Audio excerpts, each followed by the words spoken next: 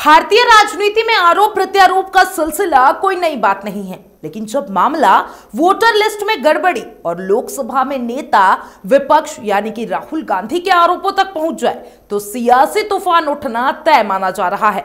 जो 18 सितंबर को राहुल गांधी ने प्रेस कॉन्फ्रेंस कर सीधे सीधे चुनाव आयोग यानी कि इलेक्शन कमीशन पर गंभीर आरोप लगाए।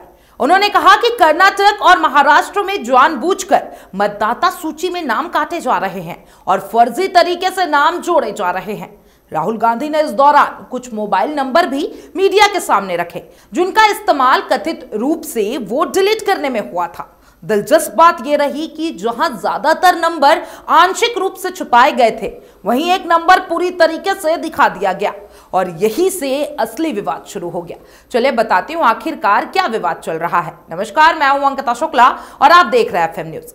देखिए, वो नंबर उत्तर प्रदेश के प्रयागराज जिले के मेजा के रहने वाले अंजनी मिश्रा का निकला।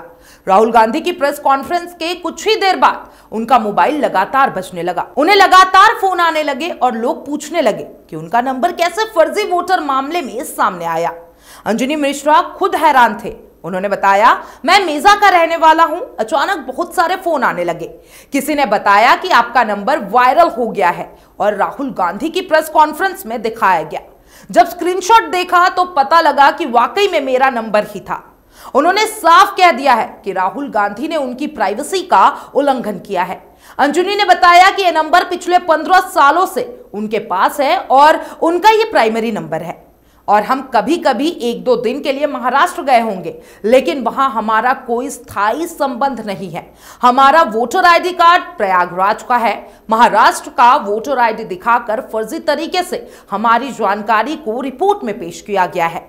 तो चलिए आपको बताते हैं कि राहुल गांधी के आरोप क्या थे। देखिए, राहुल गांधी ने प्रेस कॉन्फ्रेंस में दावा किया था कि कर्नाटक के आलंद विधानसभा क्षेत्र में 6018 मतदाताओं के नाम वोटर लिस्ट से हटाए गए।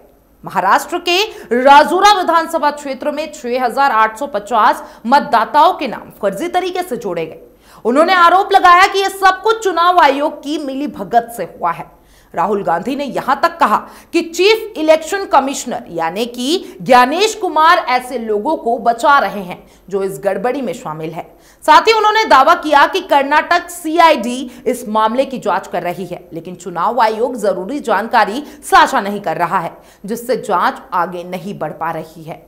राहुल गांधी के आरोपों पर चुनाव आयोग ने कड़ा रुख अपनाया और सभी दावों को बेबुनियाद बताया। आयोग की तरफ से कहा गया है कि किसी भी आम नागरिक के लिए ऑनलाइन वोट डिलीट करना या जोड़ना संभव नहीं है। यह प्रक्रिया पूरी तरीके से सुरक्षित है। आयोग ने साफ किया है कि आलंद विधानसभा क्षेत्र में 2023 में वोट डिलीट करने की कोशिश जरूर की गई थी, लेकिन उस मामले में चुनाव आयोग ने खुद एफआईआर दर्ज कराई थी। महाराष्ट्र और कर्नाटक के जिन मामलों का हवाला राहुल गांधी ने दिया, आयोग ने उन्हें भ्रम फैलाने वाला बता दिया। अब इस पूरे विवाद में सबसे बड़ा मुद्दा अब प्रयागराज के अंजनी मिश्रा का नंबर सार्वजनिक होना बन गया है। अंजनी ने कहा कि राहुल गांधी के इस कदम से उन्हें लगातार परेशान करने वाले कॉल आ रहे हैं और उनकी निजी जिंदगी पर इसका असर पड़ रहा है। अब यह घटना एक बड़ा सवाल खड़ा करती है। क्या नेताओं को प्रेस कॉन्फ्रेंस में ऐसी जानकारी साझा करने से पहले उसकी पुष्टि और फिल्टरिंग नहीं करना चाहिए?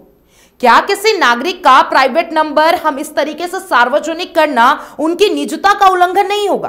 और अगर कोई निर्दोष व्यक्ति इस विवाद में घसीट लिया जाता है तो उसकी भरपाई कौन करेगा?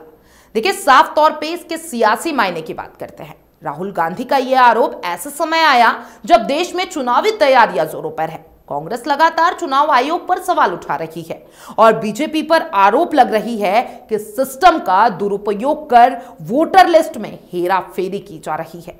वहीं बीजेपी और चुनाव आयोग दोनों ही इन आरोपों को निराधार बता रहे हैं। इस विवाद ने एक तरफ वोटर लिस्ट की पारदर्शिता पर बहस छेड़ दी है तो दूसरी तरफ राहुल गांधी की रणनीति पर भी सवाल उठे हैं। विपक्ष इसे सियासी कदम बता रहा है तो सत्ता पक्ष गैर जिम्मेदाराना हरकत कह रहा है। लेकिन एक बात साफ है, अंजनी मिश्रा जैसे आम नागरिक जो राजनीति से कोई लेना देना नहीं रखते, इस सियासी खींचातानी की चपेट में आ गए हैं। अब देखना होगा कि क्या राहुल गांधी उनकी निजता के उल्लंघन पर कोई सफाई देते हैं या ये मामला औल तूल पकड़ता है। यह विवाद सिर्फ वोटर लिस्ट की गड़बड़ी तक सीमित नहीं है, बल्कि लोकतंत्र में पारदर्शिता और नागरिकों की निजता पर भी गहरे सवाल खड़ा कर रहा है। आप क्या सोचते हैं? ये जो इंसिडेंट हुआ है, जिसके बारे में मैंने अभी डिस्कस किया, उसके बारे में कमेंट बॉक्स में अपनी राय जरूर दीजिएगा और तमाम इस अपडेट्स के लिए एफएन न्यूज के साथ बने रहें।